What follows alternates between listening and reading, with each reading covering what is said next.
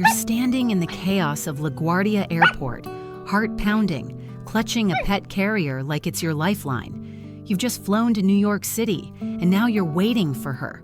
Nina, the dog you've only seen in blurry rescue photos from the jungles of Puerto Rico. You're no stranger to animals. You've worked in rescue, seen every kind of sad-eyed pup. But when the rescuer hands her over, you freeze. She's different. No fur, eyes that don't quite close, teeth poking out like a cartoon vampire.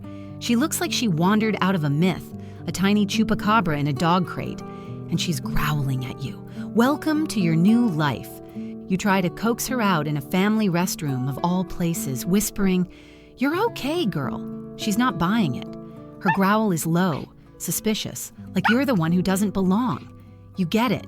She's been through hell, abandoned in the wild, shipped across an ocean. You've seen this before. It takes 3 days for a dog to start trusting after trauma. So you give her space, pile into a rental car, and start the long drive home. That first night in a hotel, you're jolted awake at 3 a.m. by a shadow at the foot of your bed.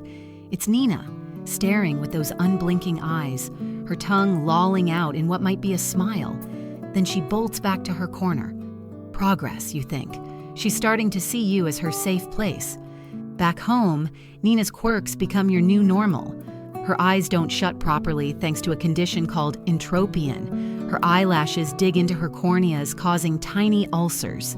You wince just thinking about it.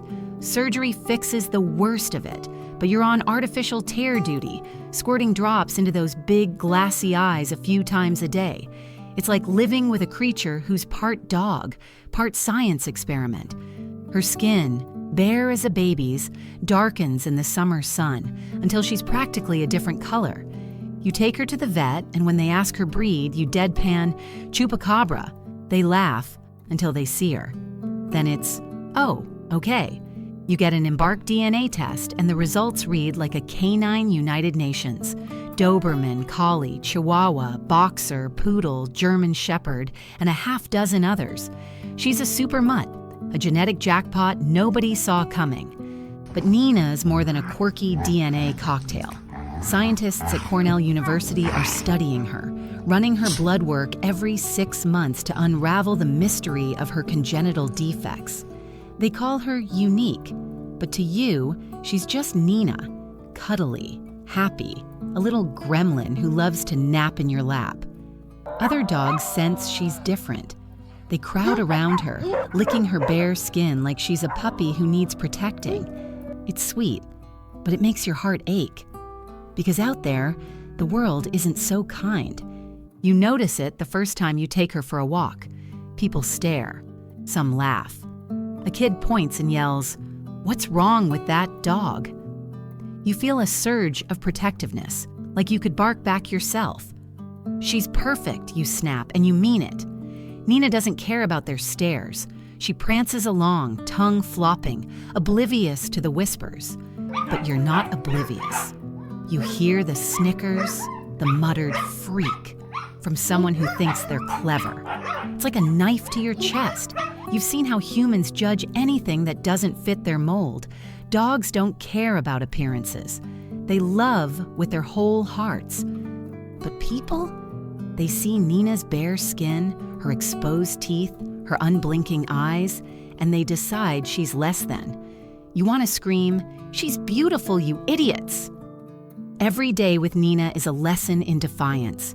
You learn to navigate the world with a dog who doesn't look like a dog. At the park, other owners pull their pets away, like Nina's some kind of threat. You hold your head higher, leash in hand, daring them to say something. You become her shield, her advocate, her voice. You start carrying a mental list of comebacks for the rude comments, but mostly you just glare until people look away. Nina doesn't need their approval, and neither do you. She's happy, healthy, and loved. That's what matters.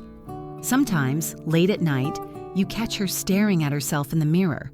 You wonder what she sees. Does she know she's different? You kneel beside her, whispering, "You're so pretty, Nina." And you mean it. Not because she fits some Instagram perfect dog aesthetic, but because she's yours. Her quirks, her weirdness, her unblinking gaze, they're part of the package. You think about the scientists at Cornell poring over her DNA trying to figure out what makes her tick. They'll never get the real answer. It's not in her genes or her blood work. It's in the way she curls up next to you, trusting you completely. It's in the way she makes you laugh when she chases her own shadow, oblivious to her own oddity. Living with Nina changes you. You used to care what people thought, used to want to blend in. Now, you're proud to stand out, to be the one who loves the world's weirdest dog. You realize beauty isn't about looking normal. It's about the courage to be different, to love without conditions. Nina's taught you that. And when you look at her, bare skin glowing in the sunlight, teeth poking out like a goofy grin, you know you'd fight the whole world to keep her safe. Because to you, she's not just a dog. She's proof that different is beautiful and love is the only thing that matters. Thank you for watching. If you like the story, feel free to comment, like, and subscribe. See you in the next video.